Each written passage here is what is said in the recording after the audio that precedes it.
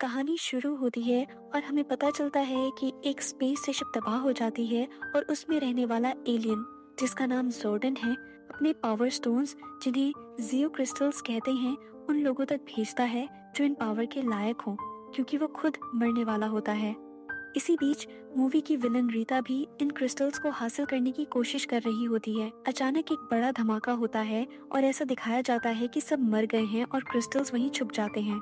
कहानी कई साल आगे बढ़ जाती है। एक लड़का अपने दूसरे क्लास फेलो को तंग कर रहा होता है। तभी मेन कैरेक्टर जेसन आता है और उसे बचाता है। जिस स्टूडेंट को तंग किया जा रहा होता है उसका नाम बिली होता है। अब जेसन और बिली अच्छे दोस्त बन जाते हैं और बहुत समय साथ बिताते हैं। एक रात ये दोनों कैंपिंग करने के लिए एक ओल्ड माइनिंग फील्ड में जाते हैं। वहाँ उनकी मुलाकात एक और लड़के और दो लड़कियों से होती है। रात के अंधेरे में उन्हें एक अजीब सी लाइट दिखाई देती है जिससे उनकी क्यूरियोसिटी बढ़ जाती है। जब वे वहाँ पहुँचते हैं तो उन्हें वही जियो क्रिस्टल्स मिलते हैं जो कहानी की शुरुआत में जोर्डन के पास थे। अभी किसी को नहीं पता कि ये कितनी बड़ी पावर है। इतने में माइनिंग फील्ड की सिक्योरिटी आ जाती है और डर के मारे सब क्रिस्टल्स लेकर वहाँ से भाग जाते हैं। दूसरी तरफ कुछ फिशरमैन मछलियाँ पकड़ रहे होते हैं और पानी में उन्हें एक औरत की बॉडी दिखाई देती है। ये रीता की बॉडी होती है जो पहले जोर्डन से क्रिस्टल्स हासिल करना चाह रही थी। अगले दिन जब ये सभी बच्चे उठते हैं तो उनके अंदर अचानक पावर आ जाती है। उनकी स्ट्रेंथ, स्पीड और लॉन्ग जंप्स पहले से कई गुना बढ़ जाते हैं। ये देखकर सभी परेशान होते हैं और डिसाइड करते हैं कि फिर उसी जगह वापस जाएं। उसी सीन में फिशरमैन पुलिस को बताते हैं कि उन्हें किसी की डेड बॉडी मिली है। पुलिस के सामने रीता की बॉडी अचानक जिंदा हो जाती है और वो पुलिस ऑफिसर को मारकर शहर की तरफ बढ़ जाती है। अब तीनों लड़के और दोनों लड़कियां अपनी पावर्स चेक करते हैं और थोड़ी बेसिक ट्रेनिंग शुरू करते हैं। इसके बाद वे पानी के नीचे छुपी हुई एक स्पेसशिप में दाखिल होते हैं।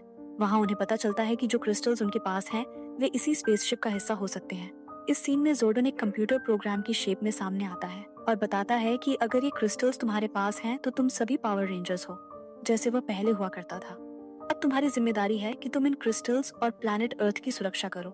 दूसरी तरफ रीता अपनी मैजिक गोल्ड स्टाफ पूरी करने के लिए गोल्ड ढूंढ रही होती है क्योंकि इस स्टाफ में मैजिक होती है जो उसकी आर्मी को जगाने में मदद करती है।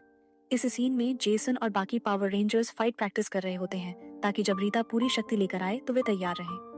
अब हम देखते हैं कि रीता एक ज्वेलरी शॉप में जाती है और वहां से गोल्ड लेती है जो उसकी स्टाफ बनाने में काम आता है। इसके बाद जब पुलिस आती है तो वो भारी तबाही मचा देती है। सभी पावर रेंजर्स मॉर्फिंग के लिए उसी स्पेसशिप पर खड़े होते हैं।